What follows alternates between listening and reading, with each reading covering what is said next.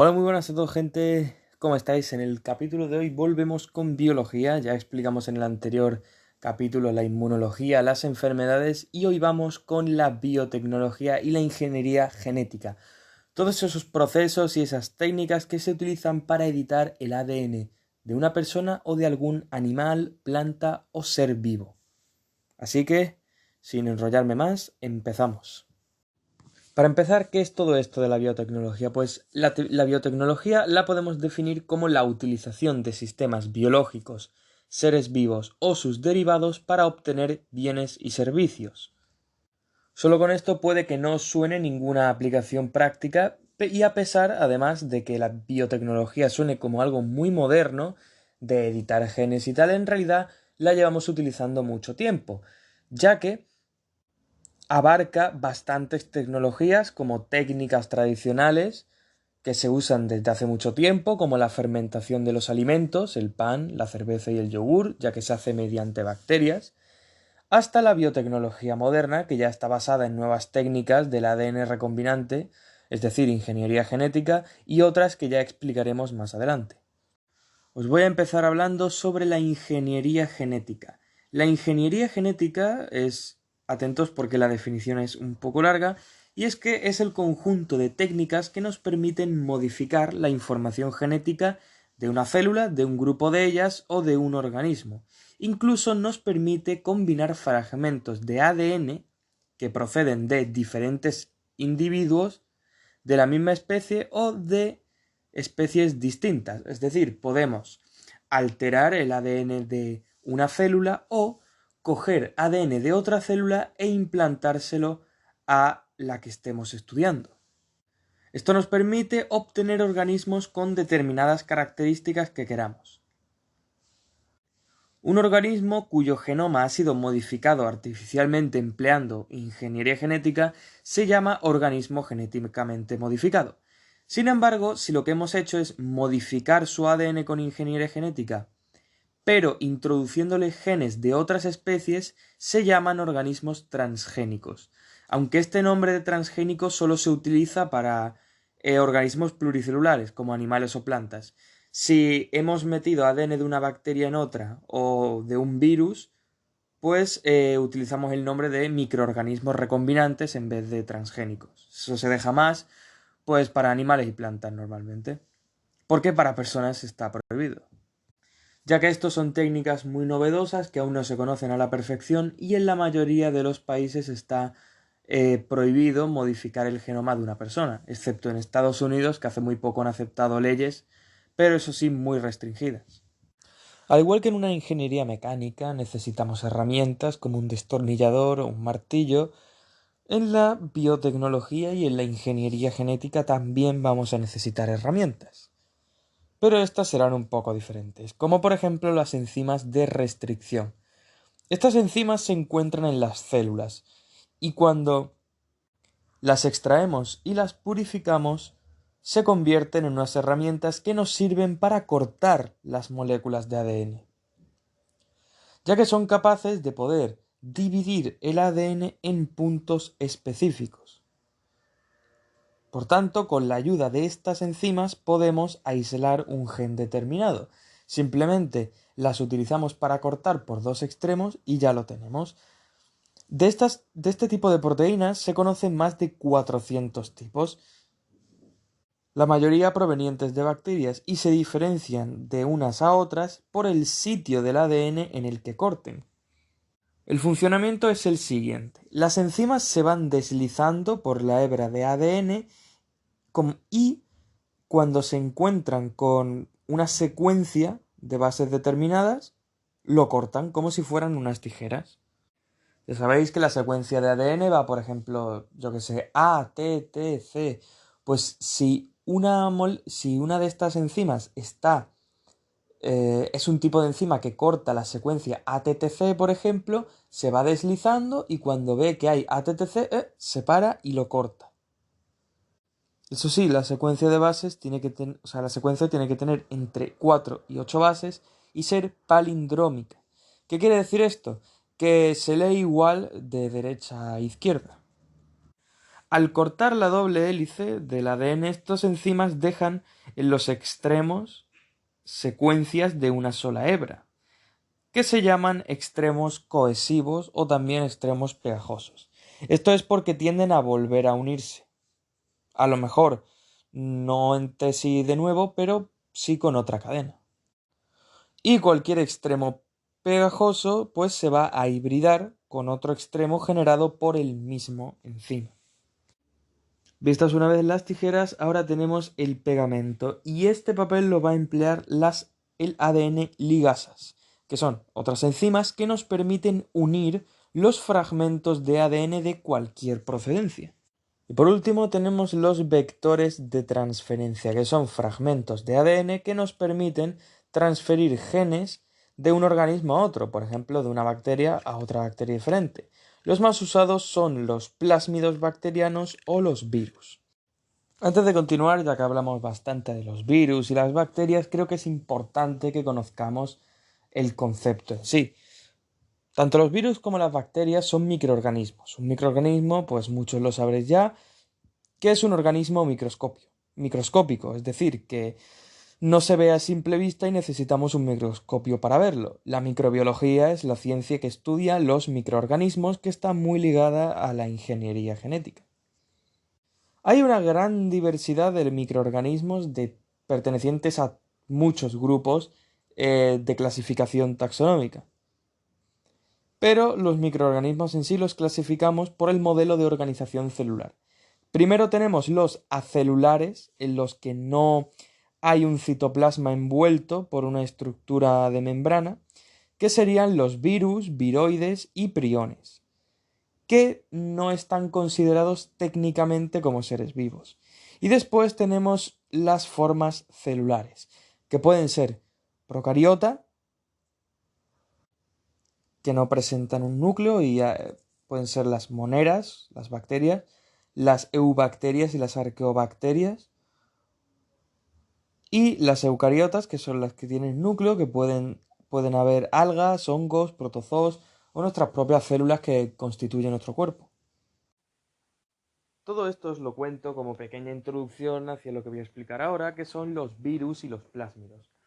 Esto es porque, bueno, antes hemos comentado con los vectores de transferencia que los más utilizados son los plásmidos bacterianos y los virus. Así que lo ideal para conocer estas herramientas para la ingeniería genética, necesitamos conocer en más profundidad estos dos microorganismos. Los virus, como ya he dicho, son formas no acelulares con material genético que son capaces de reproducirse en el interior de células vivas, es decir, son parásitos, pero no son parásitos porque les apetezca, ni mucho menos, o porque así vivan mejor, sino porque no tienen otra opción, ya que al no ser técnicamente un ser vivo, no tienen un metabolismo propio, entonces necesitan utilizar el metabolismo de la célula a la que parasitan. Los virus están constituidos por una molécula de ácido nucleico, que puede ser o ADN o ARN, pero nunca van a estar los dos en un mismo virus, y estará rodeada por una cubierta proteica. Los ácidos nucleicos pueden ser tanto circulares como lineales y tanto monocatenarios como bicatenarios. Y también, para que lo sepáis, la partícula vírica morfológicamente completa, es decir, el virus que tiene todo, tiene el pack completo, se llama virión. En los virus también podemos distinguir varios tipos, ya que estos se dividen en varias partes. Uno es el material genético que hemos comentado antes y la cápsida, que es esta estructura de proteínas que rodea al material genético. Está formada por capsómeros, que son pues subunidades proteicas, proteínas. Entonces, estas dos cosas le van a dar una determinada forma y dependiendo de esta los podremos clasificar. Podemos distinguir varios tipos de virus, como los complejos, helicoidales, icosaédricos y envueltos. Os los vuelvo a repetir para que podáis buscarlos y ver una imagen y así pues tenerlo todo más visual y guiaros mejor. Complejos, helicoidales, icosaédricos y envueltos.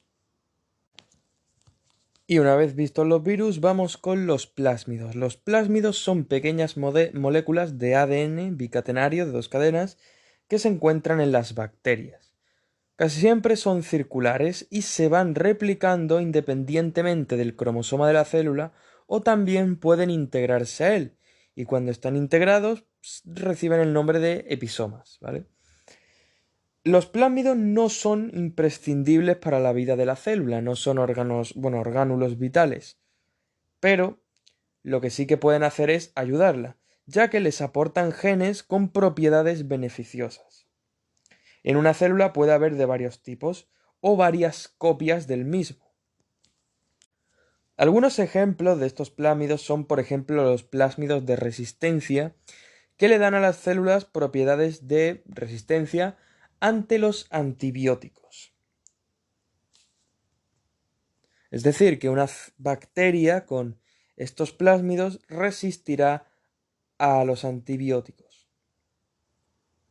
¿Qué pasa si en el cuerpo tienes una enfermedad tienes una enfermedad y tienes 1.000.000 de bacterias? Y de ese millón, una tiene un plásmido de resistencia contra antibióticos. Ahora te meten antibióticos, matas a todas menos a esa y esa ya se te convierte en otro millón que ya es resistente y no te valen los antibióticos. Por eso en la medicina pues cada vez se intentan utilizar menos los antibióticos porque esto puede ocurrir. Otro ejemplo pueden ser los plásmidos de virulencia que producen toxinas que incrementan la patogenidad de la bacteria, o sea que esa bacteria pues ahora va a causar más daño. Esto es muy importante porque si cogemos el gen del plásmido que da esa propiedad de resistencia, podemos crear pues bacterias más fuertes o virus más fuertes, etcétera, que tienen diversas aplicaciones a la medicina. Claro que hay muchos más tipos de plásmido con muchas más propiedades diferentes, pero yo os comento estas. Y bueno, una vez os he explicado las herramientas de la ingeniería genética, vamos con las técnicas. En ingeniería genética se utilizan diversas técnicas. Las principales son la tecnología del ADN recombinante, la PCR, la edición genética, la secuenciación del ADN y la transgénesis. Y voy a empezar explicando el ADN recombinante. Un ADN recombinante es un fragmento de ADN que ha sido construido artificialmente con segmentos, con trozos de ADN de organismos diferentes. La obtención de un microorganismo recombinante, que ya lo comentamos al principio del episodio, pues ocurre mediante la aplicación de estas técnicas, que consisten muy resumidamente en coger trozos de ADN de una bacteria o de un organismo e insertárselos a otro. Pero ¿cómo es el proceso? Pues eso es lo que voy a comentar ahora. Primero tenemos que en el ADN, vamos a poner de ejemplo una bacteria, en el ADN de la bacteria tenemos que localizar y aislar el gen que queremos transferir. Entonces, una vez localizado, extraemos todo el ADN de la bacteria y pues ese ADN completo lo tratamos con enzimas de restricción, que van a cortar las secuencias de ADN entre las que está el gen que queremos transferir, nuestro gen de interés. Una vez hecho esto, se elige un vector, por ejemplo, un plásmido. Ese plásmido se aísla y se corta también con las mismas enzimas con las que cortamos el ADN. Entonces, esto va a permitir la unión de cada fragmento del plásmido con cada fragmento de ADN que lleva el gen de interés. Esta unión se hace mediante las ADN ligasas que comentamos que era el pegamento. Una vez hecho todo esto, ya hemos formado una molécula de ADN recombinante. Ahora, si cogemos este ADN y lo introducimos en una célula receptora, como por ejemplo otra bacteria, ya tendremos el organismo recombinante. Una vez obtenemos este organismo o microorganismo, comprobamos que el gen se expresa correctamente y se empiezan a obtener un gran número de organismos con nuestro gen de interés cuando se reproduce el organismo recombinante. En resumen, miramos toda la hilera de ADN de una bacteria, por ejemplo. Extraemos ese ADN. Después, localizamos el gen que queremos transferir. Metemos enzimas de restricción para que corten por donde ese gen se encuentre. Cogemos un vector, por ejemplo un plásmido, aislamos y también cortamos utilizando las mismas enzimas, importante.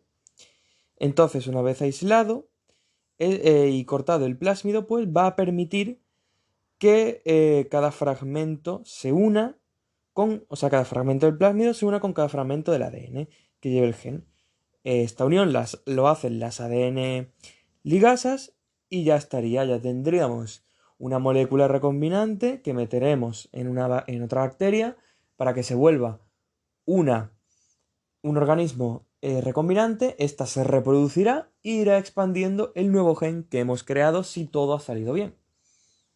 Otra técnica también relacionada con esto es la clonación bacteriana, y es cuando queremos aumentar el número de copias de un gen, pues lo podemos realizar mediante la clonación bacteriana. ¿En qué consiste? Pues el fragmento de ADN que contiene el gen de interés se une a un vector. Lo unimos a un vector que normalmente es un plásmido. Entonces, estos plásmidos recombinantes los colocamos en un medio de cultivo con otras bacterias. Y una vez los plásmidos estén en esos medios de cultivos, esos plásmidos solos se van a incorporar a algunas de las bacterias que hay ahí espontáneamente por un periodo que se llama transformación. Básicamente, metemos el ADN de interés en plásmidos y los soltamos en un campo de cultivo. Y esos plásmidos se van a ir uniendo a las bacterias. Entonces, una vez el plásmido esté dentro de la bacteria, que si recordáis bien, los plásmidos se pueden dividir dentro de la célula independientemente del cromosoma. Entonces el plásmido se va a ir dividiendo y pues cuando la bacteria se divide, pues algunas de las copias del plásmido van a pasar a las hijas. Y como las bacterias se dividen muy rápido, algunas incluso en minutos ya han creado otra copia de sí misma, pues se van a ir originando miles de bacterias que contienen el gen. Por lo que se dice que el gen se ha sometido a donación. Ahora os voy a hablar de otra de las técnicas, que sería la PCR, que seguro que la habremos escuchado miles de veces, sobre todo durante la pandemia, y ahora os voy a explicar en qué consiste. Lo que significa, para empezar, PCR es significa reacción en cadena de la polimerasa, que viene del inglés Polymerase Chain Reaction, PCR, y es una técnica de amplificación de fragmentos de ADN. Es una técnica que nos permite crear en muy pocas horas millones de copias de un trocito de ADN a partir de una muestra muy muy pequeña. Y claro, es una técnica que gracias a esto pues ha impulsado el desarrollo de muchos campos científicos, porque a partir de una pequeña cantidad de ADN como un pelo o saliva, pues se puede obtener muchísimo ADN con el que podemos trabajar. Eso sí, para poder hacerlo necesitamos varias cosas. Para empezar, el ADN que se quiera amplificar, y tenemos que conocer de este trozo de ADN los extremos para iniciar después pues su copia mediante los cebadores, que ya explicaremos más adelante. Necesitamos también grandes cantidades de nucleótidos trifosfato. También necesitamos moléculas de ARN cebador, que es lo que va a hacer que el ADN se copie, y una enzima ADN polimerasa. Eso sí, la enzima de ADN polimerasa que escojamos tiene que actuar a una temperatura muy elevada. Ya veremos por qué. La PCR básicamente se realiza mediante ciclos de replicación que constan de 3 fases en las que vamos calentando y enfriando el ADN.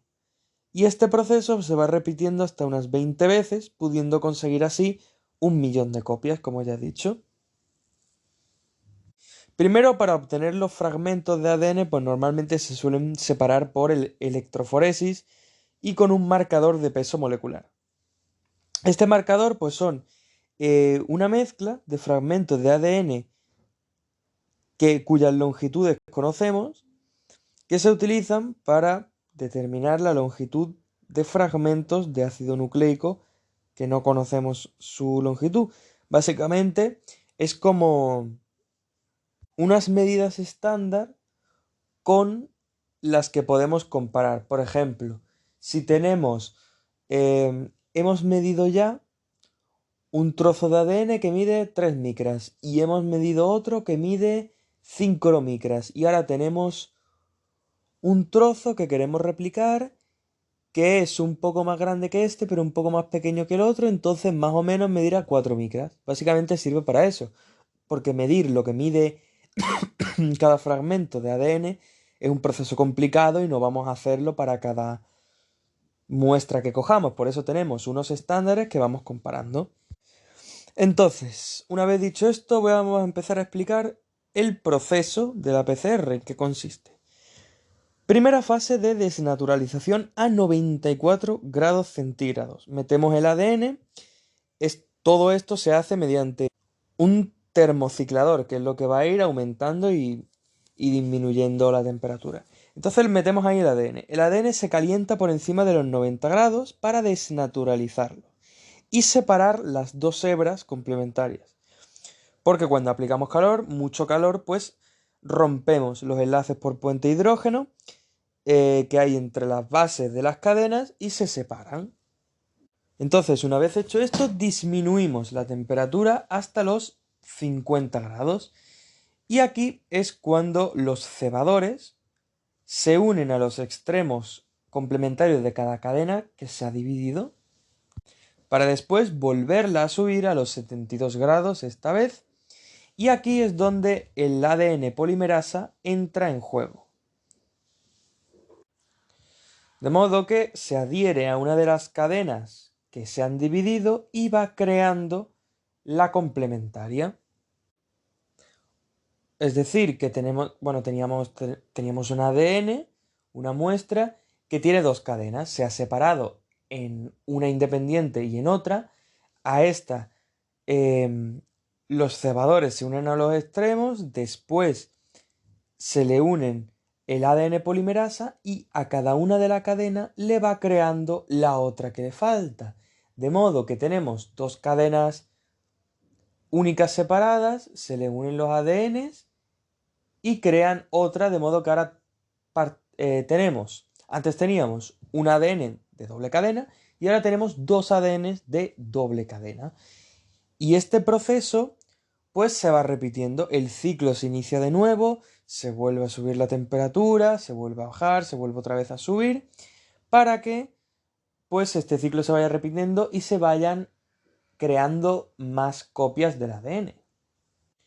Por eso hay que repetir este ciclo más de 20 veces para obtener pues 1.000.000, por ejemplo. Ya que antes, cuando hemos dicho que subimos la temperatura, la bajamos y cuando la volvemos a subir, que es cuando el ADN polimerasa se une y empieza a crear la otra cadena, pues cuando empezamos el ciclo de nuevo y volvemos a subir la temperatura a 90 grados, el ADN polimerasa deja de actuar y las cadenas se vuelven a dividir. Y así una y otra vez hasta que tengamos los ADNs que queramos. Ya te digo que explicarlo en audio solo es un poco complicado para que se entienda, entonces lo mismo, siempre buscar un esquema y tenerlo delante y así se va a entender 1000 veces mejor. Y ya que he explicado en qué consiste, vamos a ver las aplicaciones que tiene. Una de ellas son los estudios evolutivos, ya que gracias a esto podemos comparar el ADN de algunos fósiles, de los que solo podemos obtener pequeñas muestras porque con el tiempo se van perdiendo, pues así podemos compararlos con los genes de los organismos actuales, ya que mediante una pequeña muestra podemos obtener muchísimos fragmentos de ADN más. También esto es muy útil en la medicina forense, en el estudio de pruebas de paternidad, para descubrir al autor de un delito, ya que con una pequeña muestra de ADN que haya en un mueble o algo así, ya podemos sacar mucho. También diagnosticar trastornos genéticos y detectar y diagnosticar enfermedades infecciosas, como por ejemplo, como se hacía con el coronavirus. Ahora os voy a hablar de la técnica que para mí es más fascinante y de hecho es la más útil, la más rentable, la mejor de todas, y es la edición genética con CRISPR. Que seguramente esto de CRISPR os sonará a chino y es normal ya que es muy reciente y muy poco conocida, así que bueno, yo os la explico para que la podáis entender. Veréis, en los años 90, Francisco Juan Martínez Mojica, que es un biólogo español, y sí, habéis oído bien, el tío sigue vivo todavía, y su equipo, pues estudiando microorganismos, descubrieron la importancia que tenían una serie de secuencias de ADN que están en muchas bacterias y que se conocen como CRISPR, que son las siglas del inglés traducidas al español sería repeticiones palindrómicas cortas, regularmente espaciadas y agrupadas. En resumen, CRISPR. Estas secuencias, junto con otros genes que están asociados y que codifican ciertas enzimas, las proteínas Cas, permiten que las bacterias puedan defenderse de los virus de la siguiente forma. Reconocen su material genético y lo inutilizan al cortar sus cadenas de ADN. Básicamente, el CRISPR es un sistema de defensa frente a las infecciones víricas. Las bacterias destruyen a los virus cortando su propio ADN. Y claro, ¿esto para qué nos sirve a nosotros? Pues el descubrimiento de estas secuencias se ha adaptado para crear una tecnología que nos permita añadir o eliminar fragmentos de ADN de forma más sencilla que con otros métodos que se utilizaban antes. Y esto es por lo siguiente, si nosotros introducimos en una célula el sistema CRISPR-Cas9, que se forma al introducir en una proteína Cas9 un ARN guía. Este sistema de CRISPR-Cas9 se comporta como un sistema de tijera específica que permite editar el ADN, o sea, la eliminación o la sustitución de secuencias de ADN en lugares específicos. Básicamente pensad como si el ADN fuera una frase en un Word. Gracias al sistema de CRISPR podemos coger una palabra de esa frase, borrarla, poner otra o borrarla y dejarla tal cual.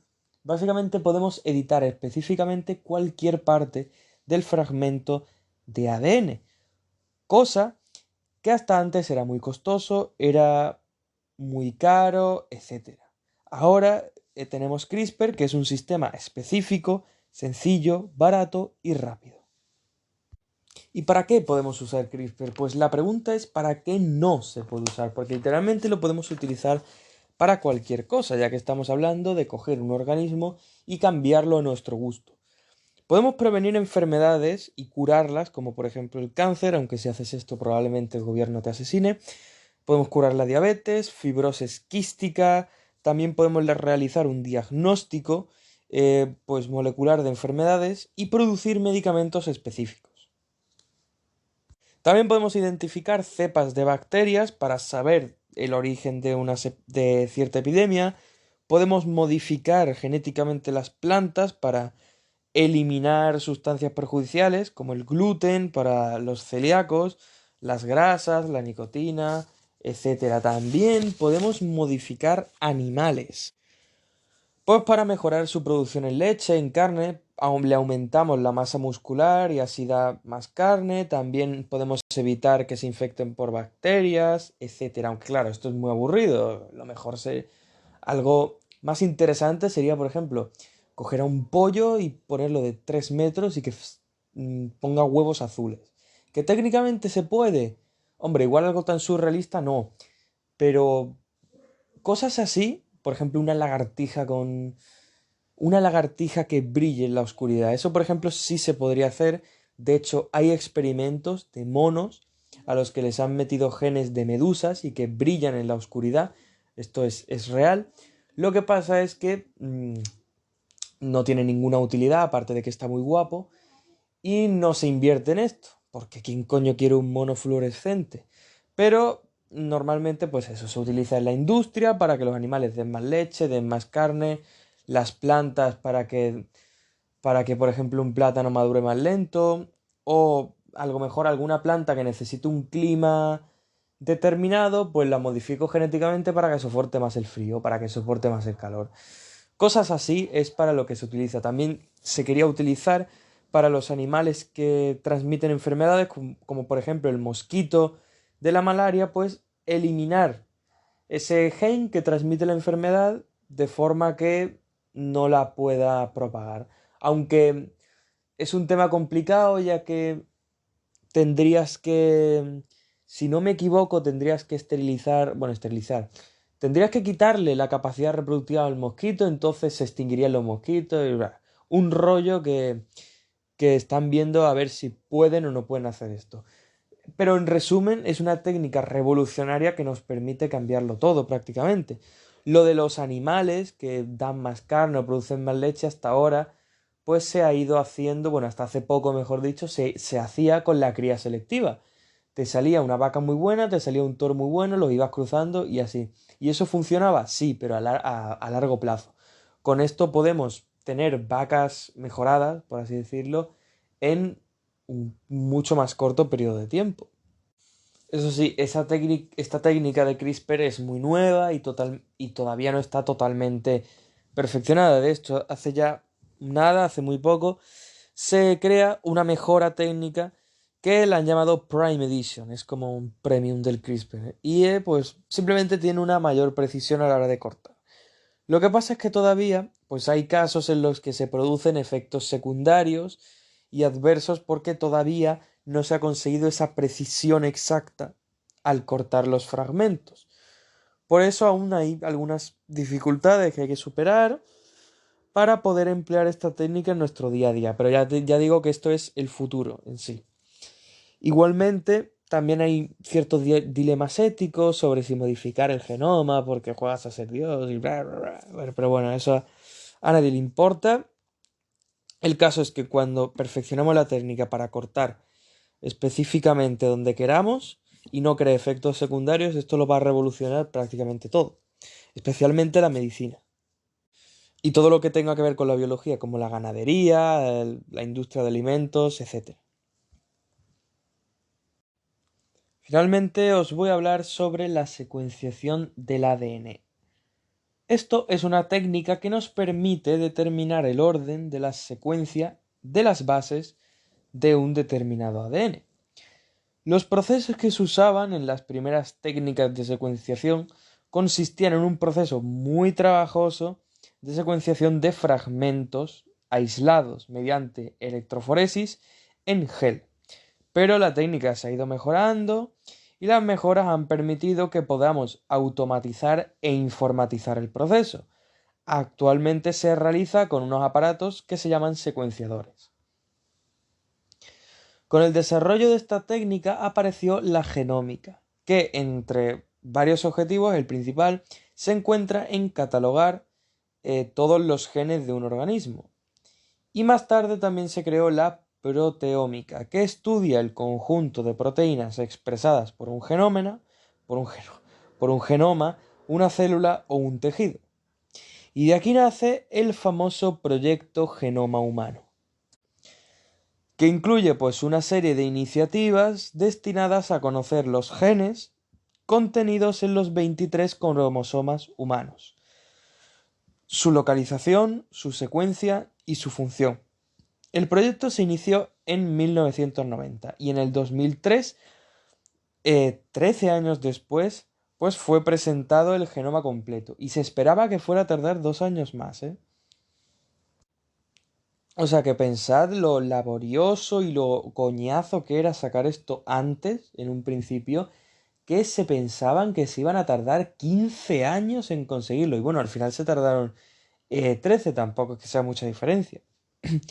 Al final de este trabajo se pudo concluir que el genoma humano contiene pues unos 3.000 millones de nucleótidos, con alrededor de 25.000 genes codificadores de proteínas. Esto representaría aproximadamente un 3% del total, es decir, que la mayoría de los otros genes tienen otras funciones. Ese otro ADN, que es la mayor parte del genoma, comúnmente se le llama ADN basura, y esto es porque cumple funciones todavía no bien conocidas, aún no se sabe muy bien lo que hacen, pero sin duda son importantes, porque si no fueran importantes no estarían ahí. Y también, pues, concluyo con que todos los seres humanos compartimos el 99,99,9% del genoma. Aunque claro, la distribución de los genes en los cromosomas es muy irregular y por eso no es lo mismo un sueco que un africano. Sin embargo, a pesar de las diferencias entre el sueco y el africano, comparten el 99,9% de su ADN. Por lo cual, todas estas teorías y estas mierdas racistas que sueltan los nazis y esta gente que dice que es una raza inferior, porque no sé qué, es totalmente mentira, porque la diferencia entre un rubio con ojos azules y un negro es de un 0,01%. Y hasta aquí el capítulo de hoy. La idea es que era contaros más cosas, como por ejemplo tenía la clonación y sobre todo las aplicaciones que tiene la biotecnología, que las he mencionado un poco por encima, pero quería entrar más en ello, pues porque lo suyo cuando tú aprendes una cosa es que sepas para qué sirve, porque siempre yo me estoy quejando de que aprendo matemáticas en el colegio y que no me sirven para nada. Y los que digan, las matemáticas sirven para todo, me suda los cojones. Te servirá a ti, por ejemplo, si quieres ser ingeniero, informático, obviamente te van a servir, pero yo, por ejemplo, quiero ser veterinario y tengo que dar vectores, tengo que dar trigonometría.